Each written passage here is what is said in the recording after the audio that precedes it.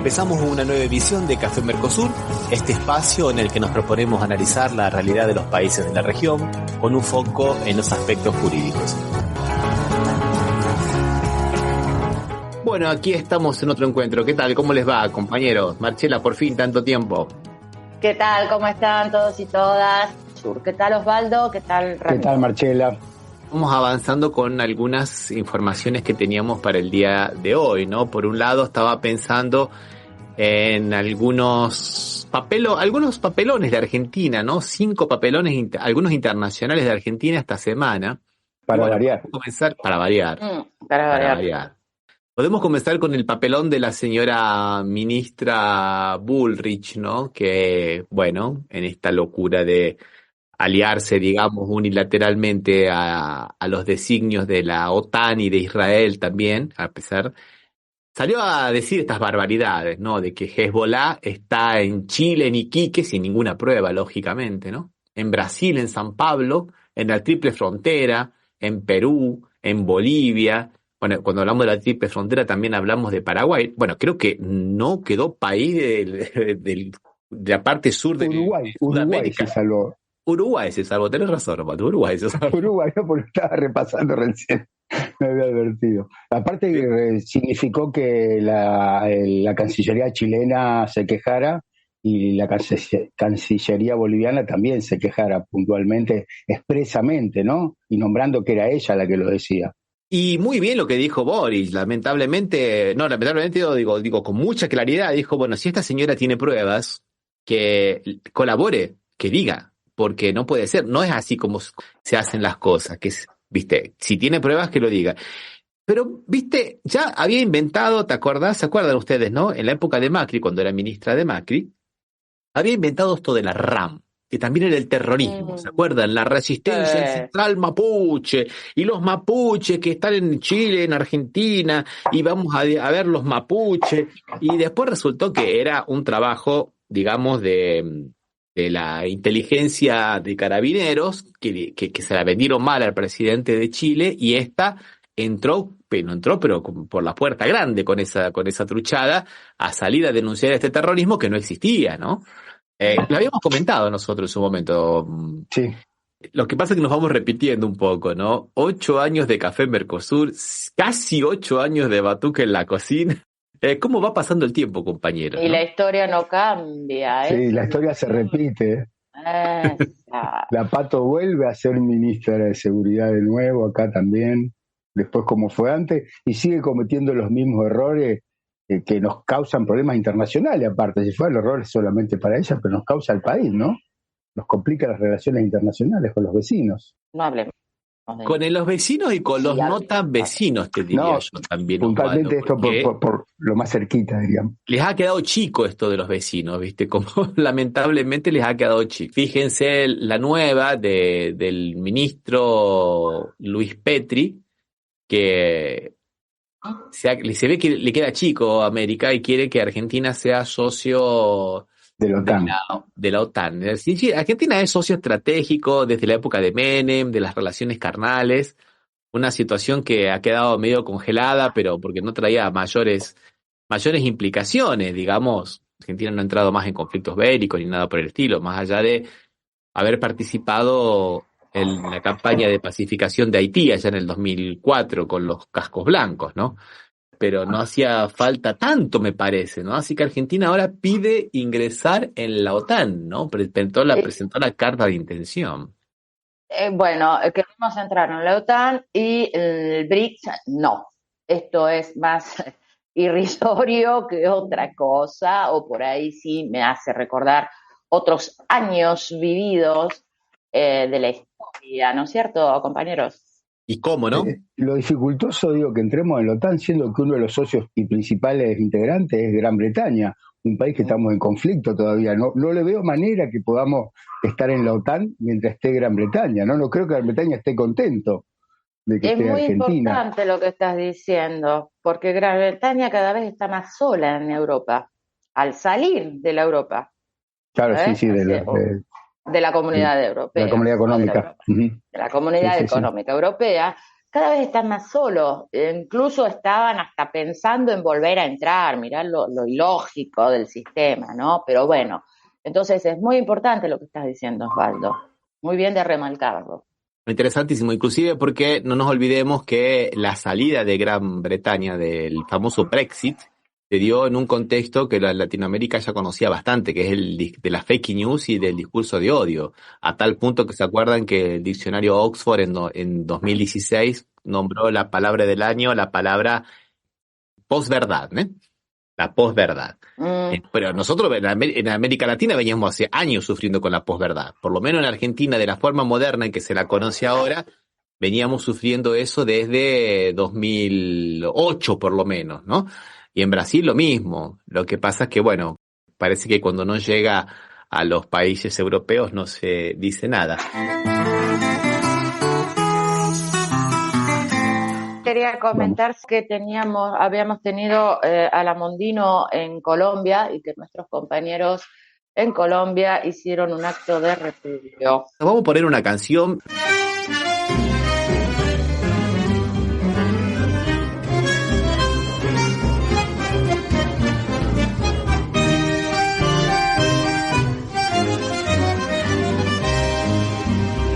Estudiando puede un pueblo mejor plantarse en la vida cuando el saber se cultiva.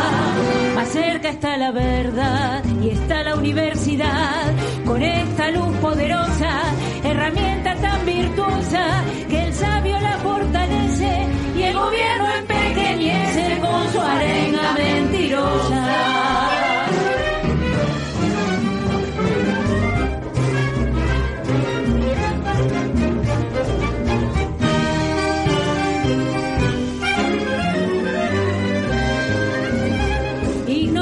Y corruptos que ocupan muy altos puestos definieron presupuestos y salarios con monedas.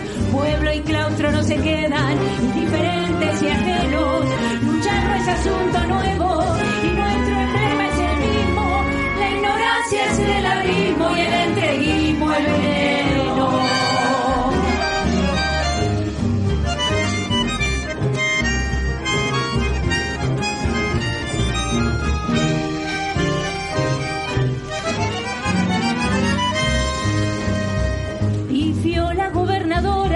Y ante el asombro del orbe, los claustros no son balcores. Muy suelta de cuerpo habló, será tal vez el temor de este gobierno inclemente, que el pueblo agite la mente y demande con su ciencia que se meta su indecencia en el fondo del recreo.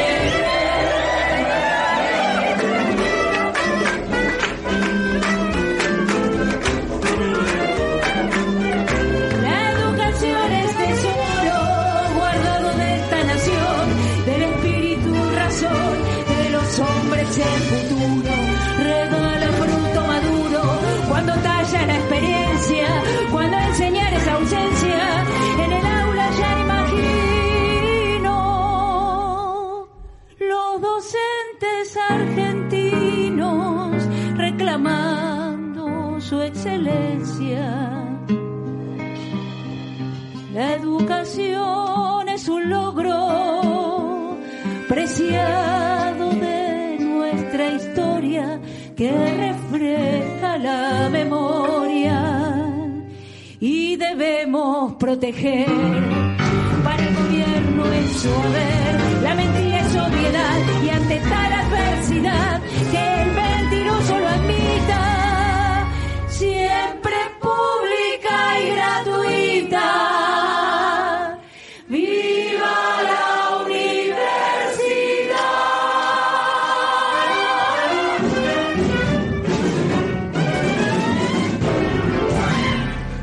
Bueno, y seguimos ahora con Fernando Izás, comunicador social, especialista o especializado en Medio Oriente. ¿Qué tal, Fernando? ¿Cómo te va? Buenas tardes, gusto de participar con ustedes. ¿Qué tal, Fernando? Marcela desde Ginebra te saluda y está Osvaldo Di Prizio desde Rosario. Hola, Fernando. Bueno, queríamos hablar con vos un poquito sobre la situación actual y sobre las declaraciones que ha hecho este señor Escobar La noticia que da este señor Escobar y que ya se empezaron a viralizar, de alguna manera está confirmada off the record. Hay una suerte de acuerdo de las partes en no trascender el hecho que ya es ex vox populi. Creo que de alguna manera el efecto de minimizar los ataques a Isfahan por parte de Israel, que es la tercera ciudad de importancia de Irán, tenía que ver descomprimir la situación y que no la escala no vaya en aumento como todos o la gran mayoría por lo menos de los entendidos auguran, ¿no? Nos estamos refiriendo específicamente, Fernando, a una noticia del periodista internacional Pepe Escobar, que suele tener muy buena información de primera mano siempre, según la cual en esta tréplica o en este Israel a Irán, que supuestamente habrían sido 2 drones pero muy pequeños y muy diminutos que fueron derribados en el espacio aéreo cerca de la ciudad de Isfahan, en Israel, que es un centro nuclear, además de un centro académico. Y ahora la noticia de Pepe es que no fue solamente eso, sino que habría habido también un F-35, un caza F-35 con una bomba nuclear que sería, digamos, detonada en el espacio, que produciría un ataque eléctrico que terminaría con el sistema de electricidad, un apagón general en Israel, y con eso los sistemas de defensa quedarían, de Irán, perdón, gracias Osvaldo, gracias, y quedarían, digamos, deshabilitados, ¿no? Lo cual se estamos hablando de una cosa nuclear, ¿no? Una cosa muy complicada, ¿no, Fernando? Sí, bueno, yo me refería casualmente, Ramiro, a esta noticia, lo de el abatimiento del F-35 sobrevolando el espacio aéreo jordano, algo que tampoco muchos han percatado, que justamente Jordania ha estado permitiendo los sobrevuelos de la aviación israelí, de los drones, justamente atacando la franja de Gaza, ¿no? Con respecto a esta noticia de Escobar, creo que de alguna manera es una respuesta como la que acostumbra Israel, que generalmente responde increyendo cualquier acto de resistencia o de ataque que reciba, justamente tratando de ocasionar mayores daños. El objetivo de esta bomba nuclear en el F-35 que la Federación Rusa abatió era afectar sobremanera el pulso magnético como para comprometer el uso de los reactores nucleares que tiene Irán o que le atribuyen por lo menos a Irán, porque no podemos dar fe de que haya una existencia de tantos generadores nucleares como por lo menos Estados Unidos e Israel le atribuyen, ¿no? Claro, sí, se entiende perfectamente. Bueno, otra cosa que faltó de decir en la noticia de Pepe Escobar, que ese avión israelí, ese caza F-135, habría sido abatido por la aviación rusa, ¿no?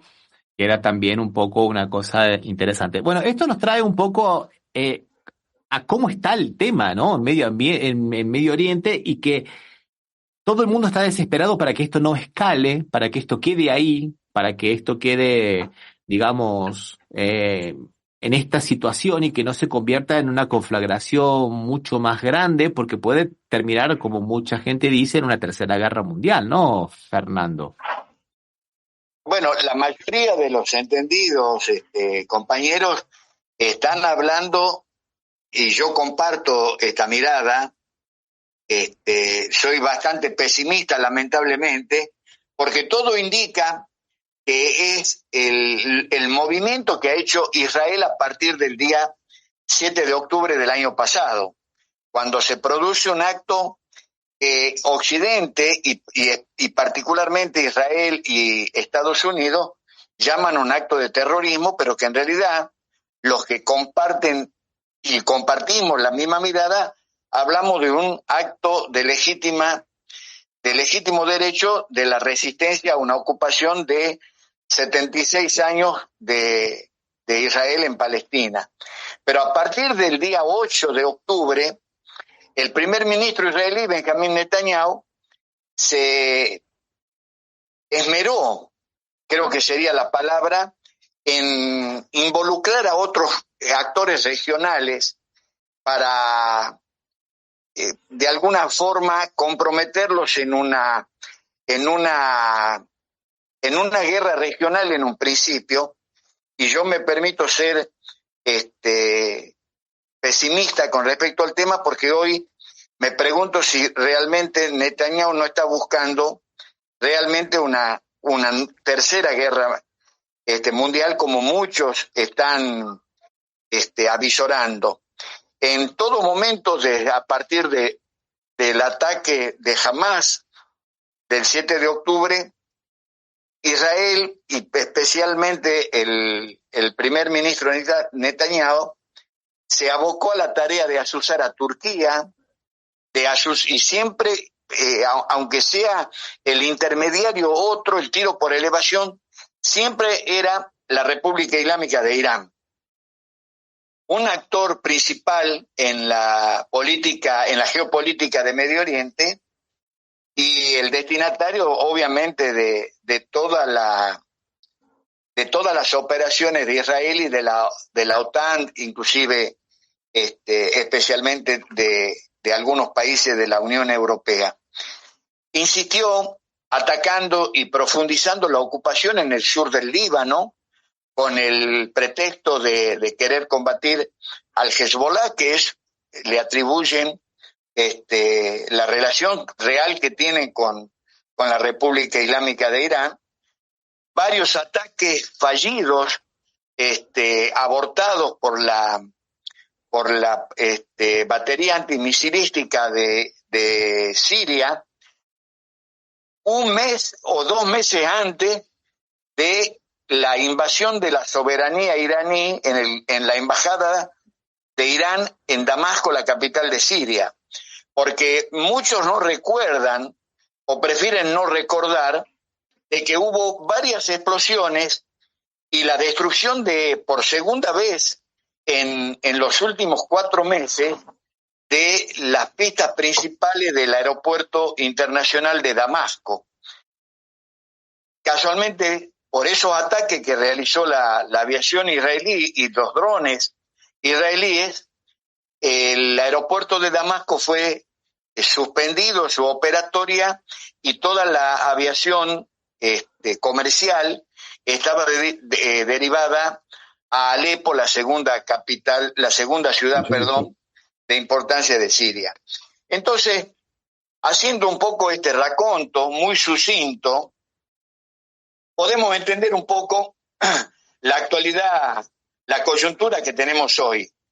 Yo creo que hay que tratar de ampliar, o al menos yo intento hacer esto, la mirada y el análisis en el sentido de que el que está generando esta posible escalada a una tercera guerra mundial, o el que promovió este zafarrancho regional, es una persona que está severamente cuestionada políticamente, judicialmente en el Estado de Israel, que es el primer ministro Benjamín Netanyahu, su esposa y parte de su familia, a diferencia de la vez anterior en que fue destituido del cargo que siempre ostentó de primer ministro.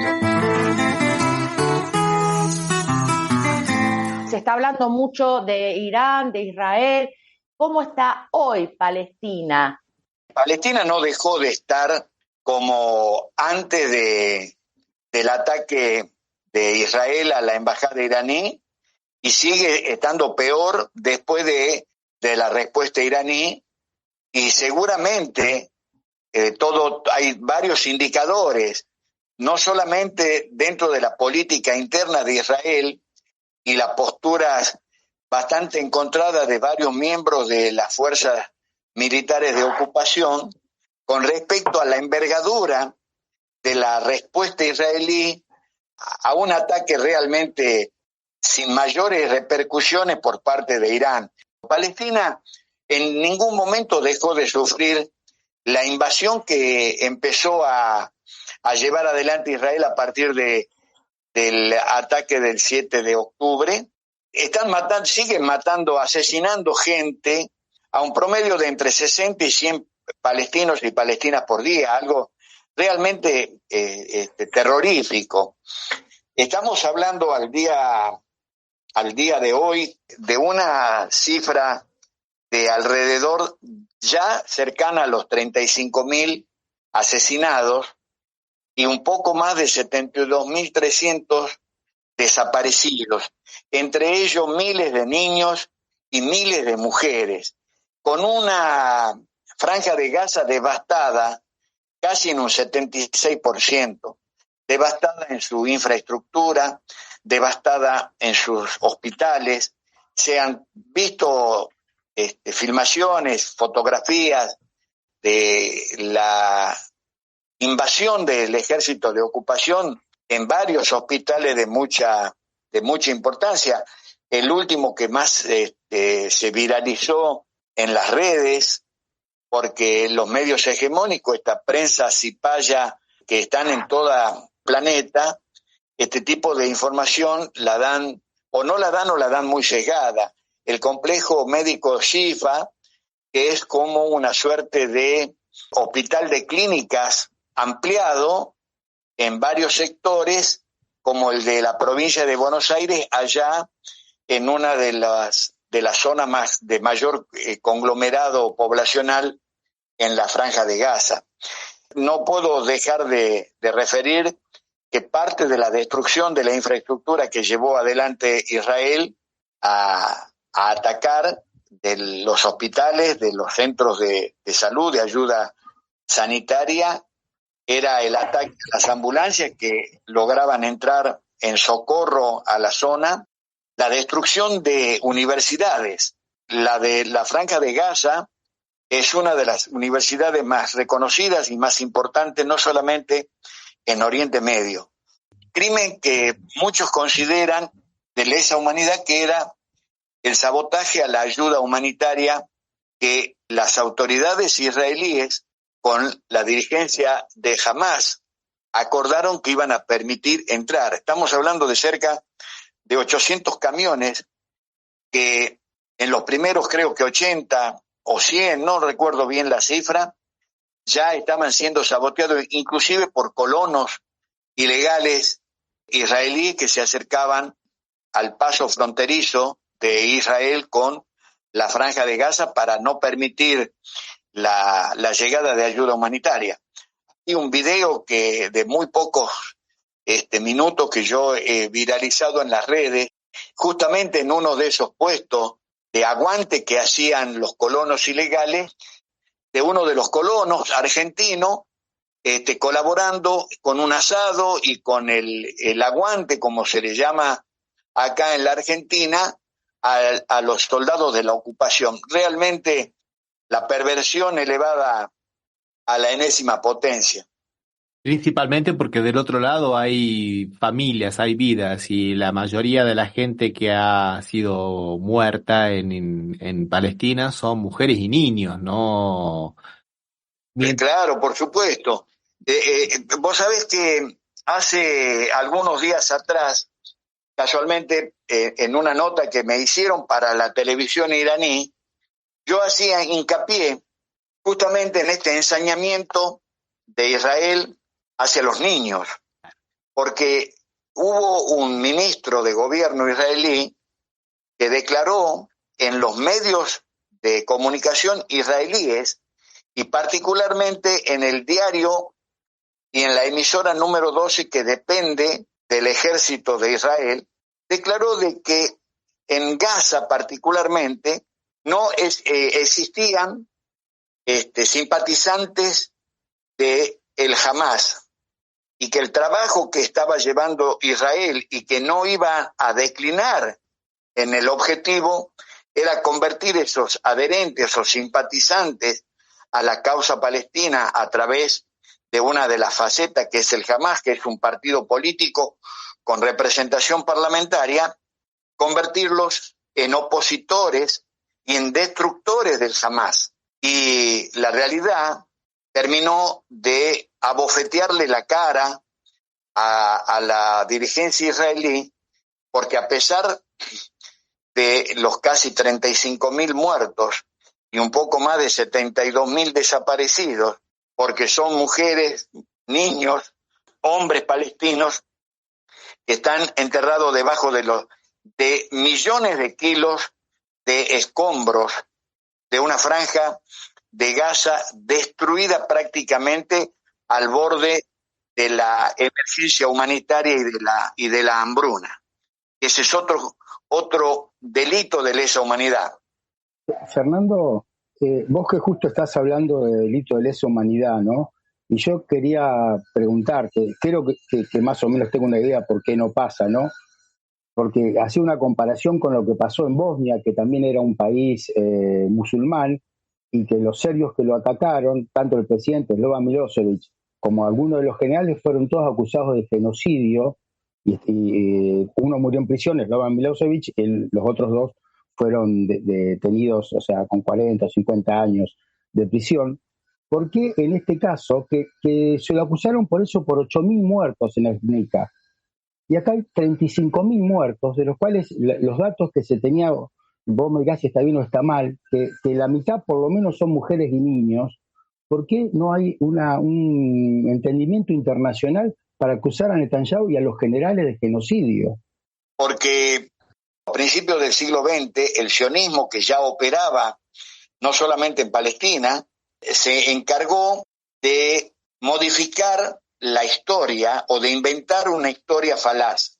Con respecto a esto que vos decís, Osvaldo, es el trabajo que se esmeró el sionismo en profundizar en las últimas 5 o 6 décadas, particularmente después de la creación del Estado de Israel, que es el relato, la falsificación de la historia y la invención de un proceso histórico que jamás tuvieron.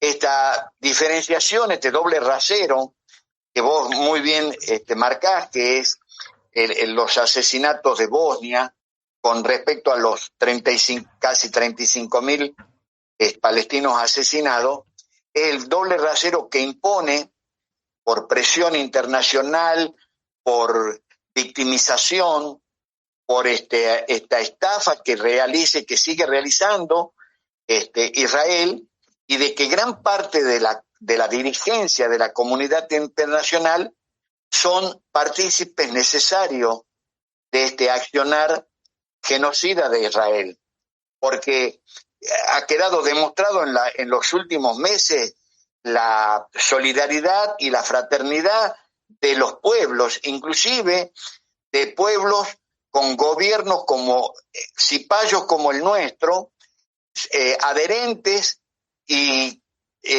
socios compulsivos de un régimen genocida como es el israelí. Además, no nos podemos olvidar que desde hace ya, desde el año 1979, que se genera un suceso que modificó la historia del mundo, que es la Revolución Islámica de Irán.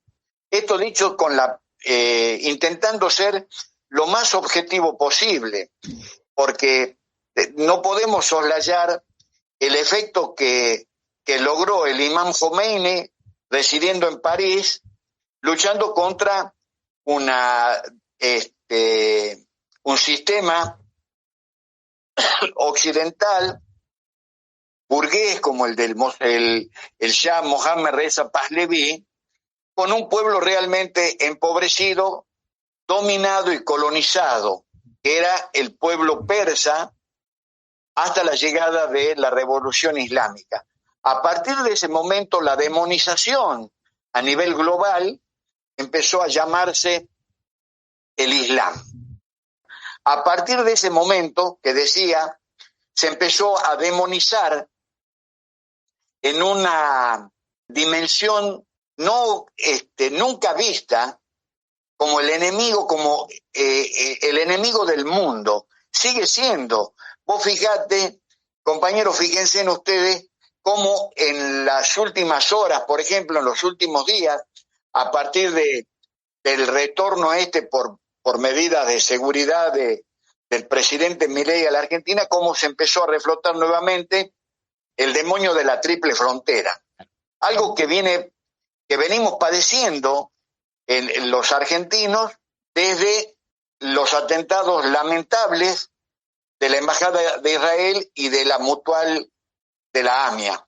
Justo lo comentábamos, Fernando, antes de que pudieras entrar, estábamos comentando ese tema. Hubo muchos genocidios en el mundo, no solamente los que más conocemos en el siglo XX con el inicio del genocidio armenio en 1915 y los que vinieron después. Esto que está sufriendo Palestina no es una guerra, es un genocidio. Lo que le inventaron, la guerra civil que le inventaron a Siria desde el año 2011, es otro genocidio.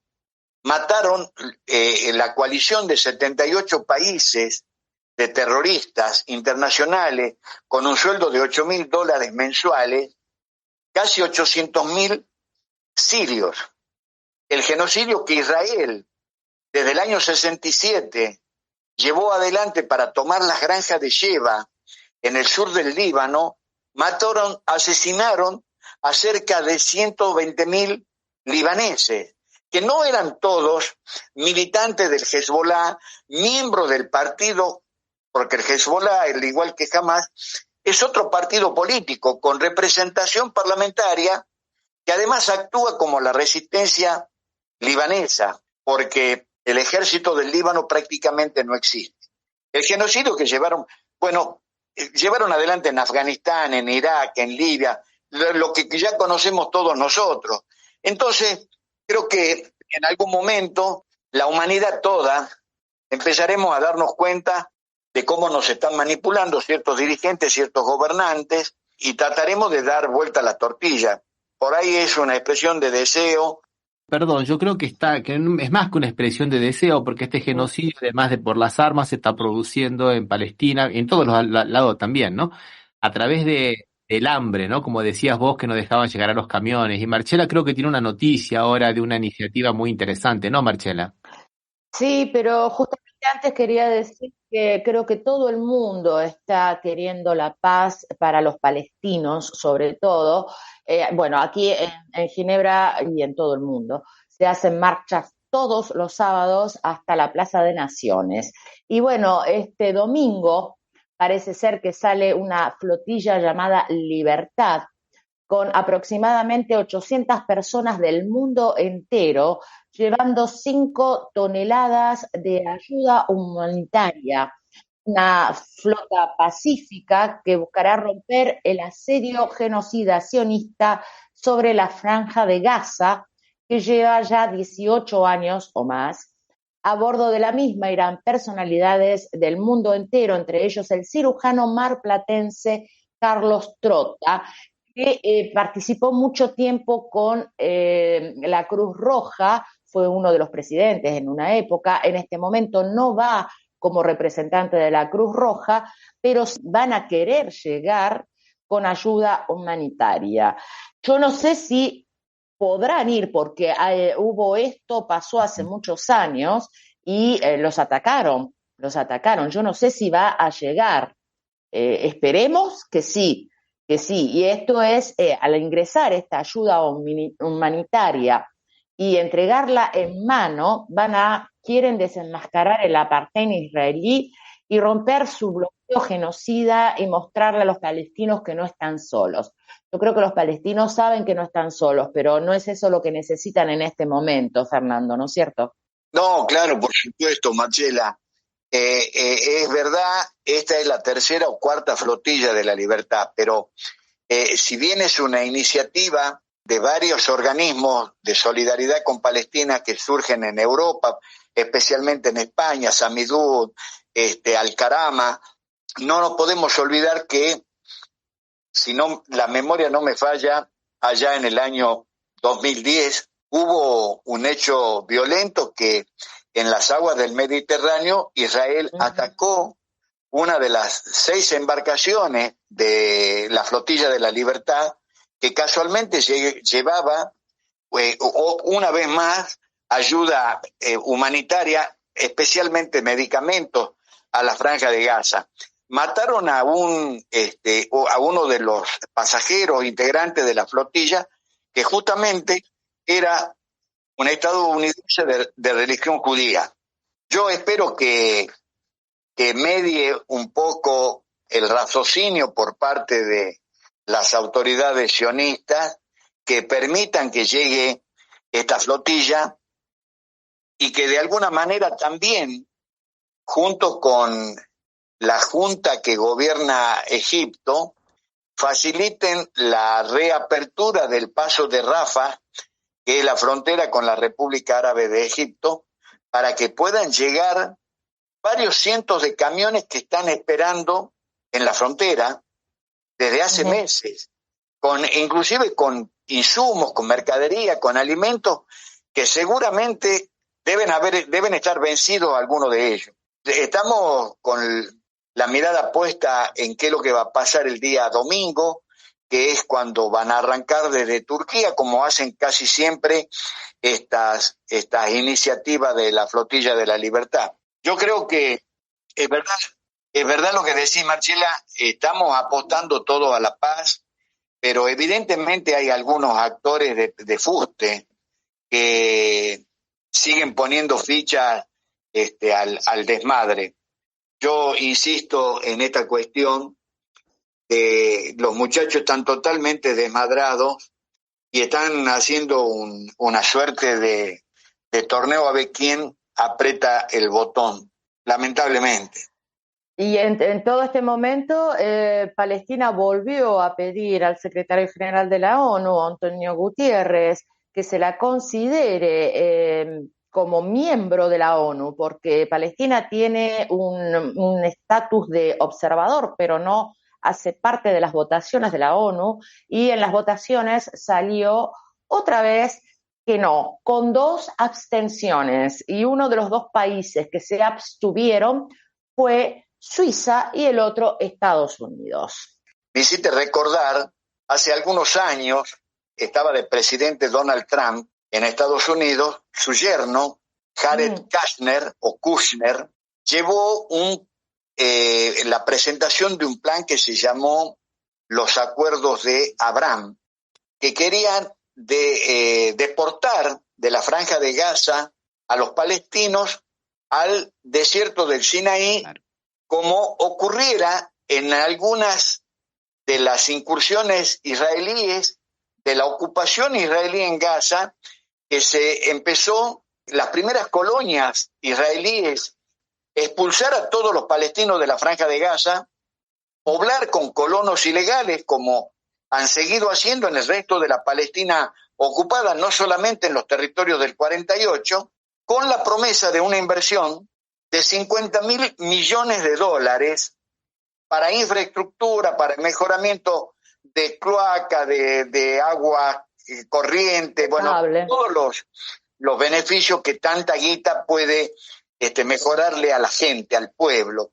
Y parte de los destinatarios de esos $50.000 millones no solamente iban a ser los palestinos de Cisjordania, o sea, la parte que gobierna una autoridad administrativa palestina que a mi opinión es colaboracionista de la ocupación, sino también que iban a ser beneficiados los jordanos, los egipcios y los libaneses de una tajada de estos $50.000 millones.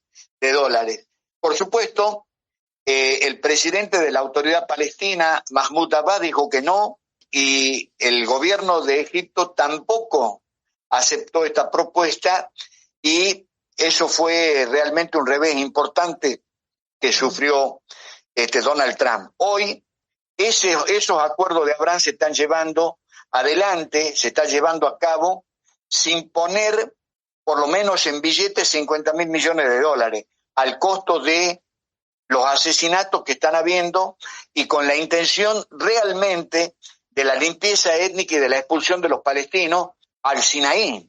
Por eso es que a comienzos de enero de este año, el general al-Sisi, presidente de Egipto, dijo que no iba a permitir ni un solo palestino o una sola palestina expulsada de la Franja de Gaza que sea instalado en Egipto, que va a ser considerado ese hecho como una provocación de guerra. Así estamos, Marcela. Lamentablemente, Fernando. Te quería preguntar justamente, porque había escuchado una versión que decía que había un proyecto inmobiliario que estaban vendiendo ya terrenos frente al mar que están en la zona de Gaza actualmente. Si el objetivo definitivo de Israel, que esta guerra que parece que no tiene, o sea, que no tendría fin, ¿cuál sería, no? Creo que vos medio lo dijiste, que es que se vayan todos los palestinos de Gaza y lo ocupen, como llaman agricultores israelíes, ¿no? ¿Sería ese pensás vos, el objetivo directo de Israel? Sí, yo creo que sí. Es más, en las últimas 3 semanas, Israel profundizó los ataques y las matanzas en la zona costera del Mediterráneo de la Franja de Gaza. Casualmente que es el único lugar donde los palestinos pueden intentar escapar del fuego israelí. Porque en la Franja de Gaza, en el paso de Rafah con Egipto, es imposible porque hay cientos de miles amontonados en una extensión muy pequeña de espacio. Y ya hemos visto el desastre que han hecho en la zona norte, que es a donde los están tratando de echar, la cantidad de gente. Estamos hablando de una población que está siendo traspolada de su geografía en alrededor de 1.600.000 palestinos, de una población que hasta el 7 de octubre era de 2.100.000 más o menos. Yo creo que, es más, ya hubo, y vos me hiciste recordar algo, Osvaldo, no solamente el proyecto inmobiliario de expulsar a todos los habitantes palestinos de Gaza, ya hubo ofertas de tierras en la Franja de Gaza y de la misma manera como se ofrecen las tierras y las propiedades palestinas en los propios territorios ocupados de Cisjordania y en los de Jerusalén Oriental, que es la parte árabe de Jerusalén. Y un dato más, ya con esto no quiero excederme de vuestra generosidad. En los últimos 6 meses, Israel autorizó la construcción de miles de viviendas ilegales en Cisjordania y en Jerusalén especialmente. La primera de 5.000 viviendas y la segunda autorización a través de la Knesset, el Parlamento, de 3.500. O sea que estamos hablando de que van a incorporar a un territorio que se supone son territorios palestinos autónomos de 8.500 casas de colonos. No pueden hablar de querer la paz con estas gestiones y estas políticas de ocupación y de colonización, Osvaldo.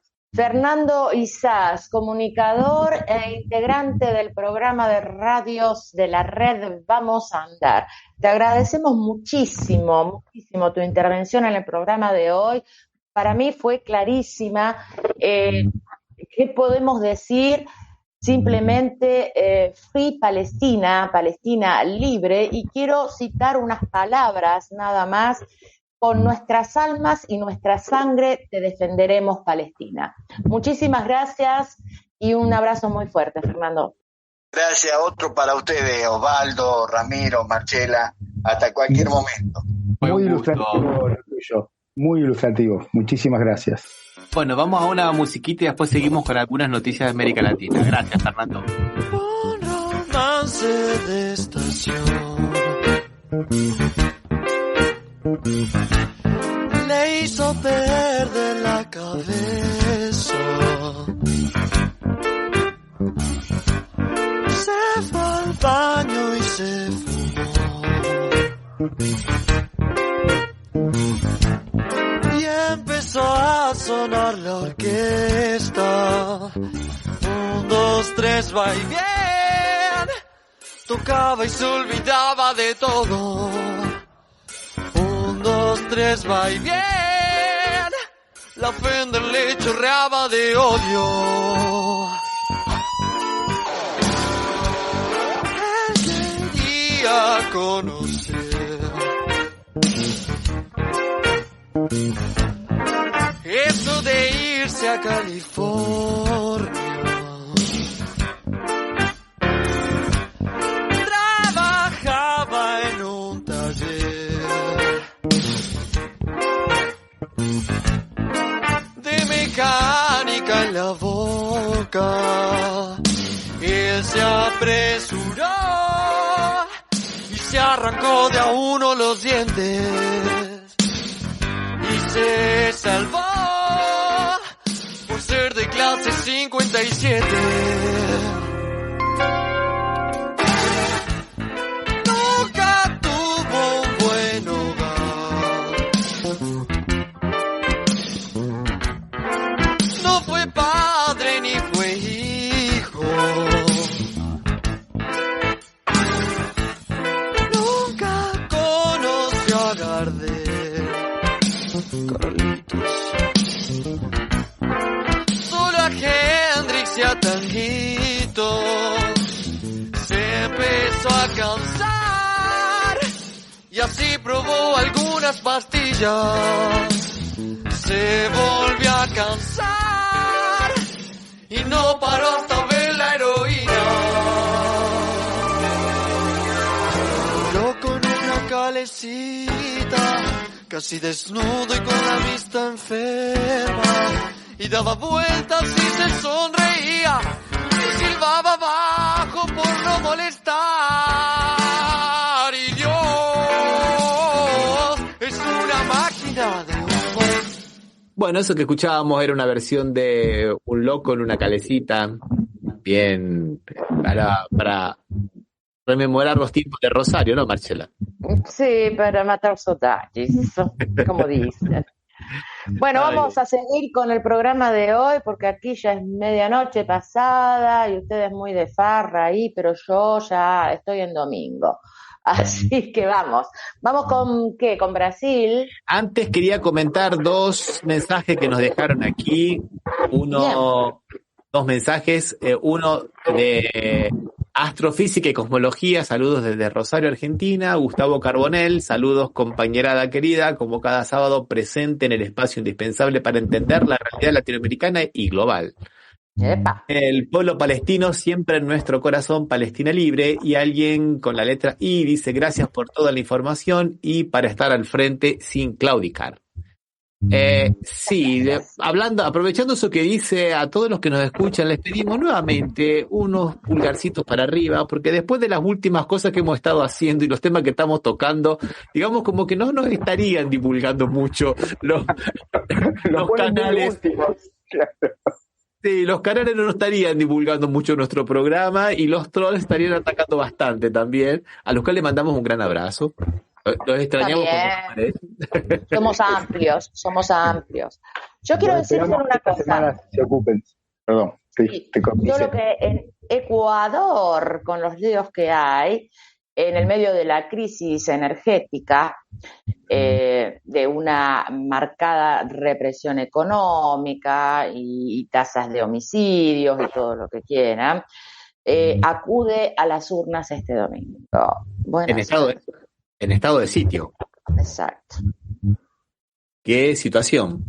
Qué Sí. situación, Marcela, qué situación. Quédate un poquito porque vamos a ver otra cosa, porque la situación de Ecuador que estás nombrando también afectó a la México. situación de Jorge Glass, Claro. que justamente ha pedido ayuda porque está en una situación muy, pero muy complicada. Escuchemos un pequeño videíto y después lo comentamos. ¿Qué les parece? Vamos. 2024 dice al señor presidente de México, Andrés Manuel López Obrador: señor presidente, soy Jorge Glass, gracias por el asilo. Le pido perdón como ecuatoriano. Estoy en la peor prisión de Ecuador y en huelga de hambre. Ayúdeme. Aquí hay una persecución brutal contra todos los progresistas. La ayuda internacional puede hacer algo. Un abrazo. Firma Jorge Glass. Como le decía, señor presidente, Univisión tiene información de que Glass envió una carta de puño y letra con lápiz a Gustavo Petro, el presidente de Colombia, y a Luis Ignacio Lula da Silva, el presidente de Brasil, vía Ernesto Samper, el expresidente de Colombia. Samper entregó la carta a Petro y ya se le entregó a Lula da Silva.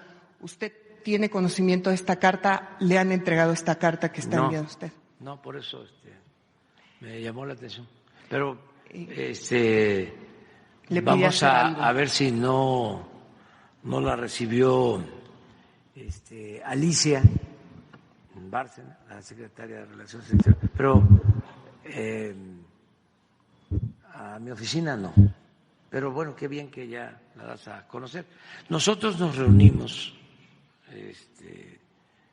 presidentes, primeros ministros, mujeres y hombres, para tratar el tema. Hace poco, antier, ¿no? Sí, en una videoconferencia, y se trató el tema ampliamente. Esa es nuestra postura. Ahí precisamente Lula retoma una propuesta del presidente de Bolivia, Luis Arce, para cuidar la salud del ex vicepresidente de Ecuador. Y se plantea el regreso al estado anterior a la toma de nuestra embajada. Es decir, que se le regrese a nuestra embajada o que se le dé el salvoconducto para regresar para venir a México o a cualquier otro país. Eso se planteó. Nosotros no nos oponemos a eso. Sin embargo, no es esa nuestra única demanda. Nosotros lo que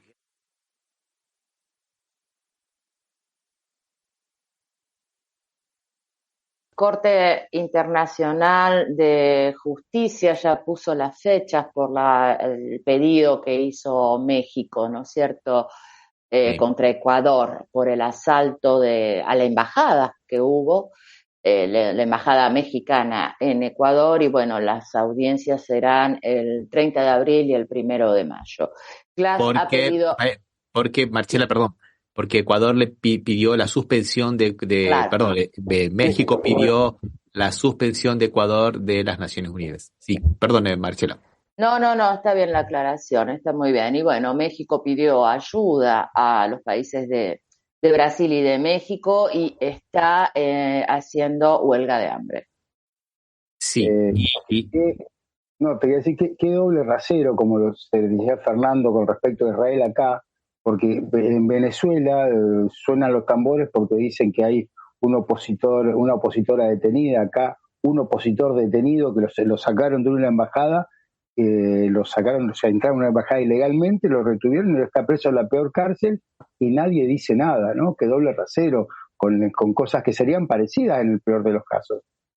Y López Obrador pide una cosa que es fundamental también, que Ecuador pida disculpas, además. Primero, que se retrotraiga la situación de Jorge Glass, que pida disculpas y que se comprometa a no volver a hacerlo. Pero el señor Noboa parece que es más cabeza dura de lo que parece. Dice que va a resolver eso comiendo arepas y tacos Así lo dijo en un reportaje de una forma tan cínica. No, esto lo resolvemos comiendo con unas arepas o con unos tacos. O sea que parece que no entiende lo que ha hecho, el ilícito internacional que ha cometido, y tampoco entiende, digamos, el repudio internacional que esto ha causado. Entre todo, para mí nos causaba un poco de extrañeza el repudio de Brasil, del bolsonarismo también, ¿no? Pero bueno, también están repudiando un poco esta actitud. Teníamos que ver lo de la Lava Jato, el principio del fin de la Lava Jato, pero ya se nos ha hecho un poquito tarde y es un tema muy, pero muy rico del cual nosotros venimos hablando desde hace 8 años y es un tema muy importante.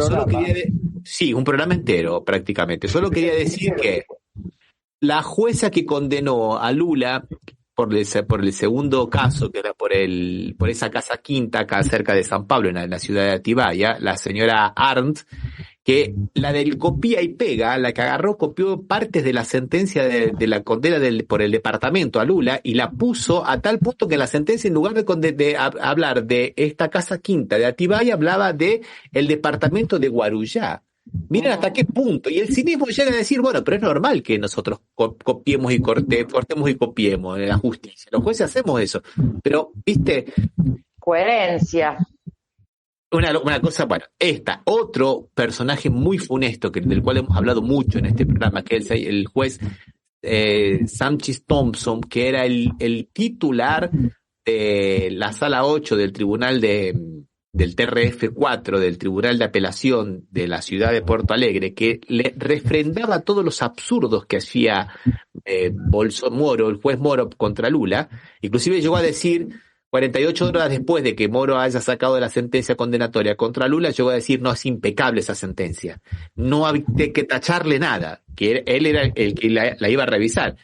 Más de 10.000 páginas leyó en 48 horas. Yo no sé a qué velocidad lee ese hombre para decir esas cosas. Bueno, ese también está, y otros más por un negociado que habría hecho la Curitiba, ¿no? Lo que se llama el Tribunal del Lava Jato, lo que era el Tribunal número 13 de la ciudad de Curitiba, a cargo de Moro, y después de la señora Arndt, que es la que lo sigue, con dinero de multas de la Petrobras, que le ayudaron a Estados Unidos que las cobre. Ese dinero, que son unos 500 millones de dólares, volverían a Brasil para una fundación de derecho privado que estaría a cargo de la propia gente del Lava Jato, principalmente del fiscal Dalañol, para combatir la corrupción. Ustedes fíjense, dinero que sale de una estatal va para pagar multas en un país extranjero, que de ahí vuelve para una entidad privada que se va a dedicar a combatir la corrupción. Y ¿quién te dio esa facultad? ¿Dónde están los accionistas de la Petrobras? ¿Dónde están los convenios internacionales entre esos dos países para que pueda? Todo ese tipo de acuerdos no se puede dar a través de lo que es un tribunal de provincia con una nación. Tiene que pasar por lo menos por el Ministerio de Justicia de la Nación. No pasó por todo eso. O sea, es un escándalo de dimensiones titánicas, pero lo dejamos para la próxima. ¿Qué les parece? Dejamos acá esto lo dejamos como para crear ahí expectativa.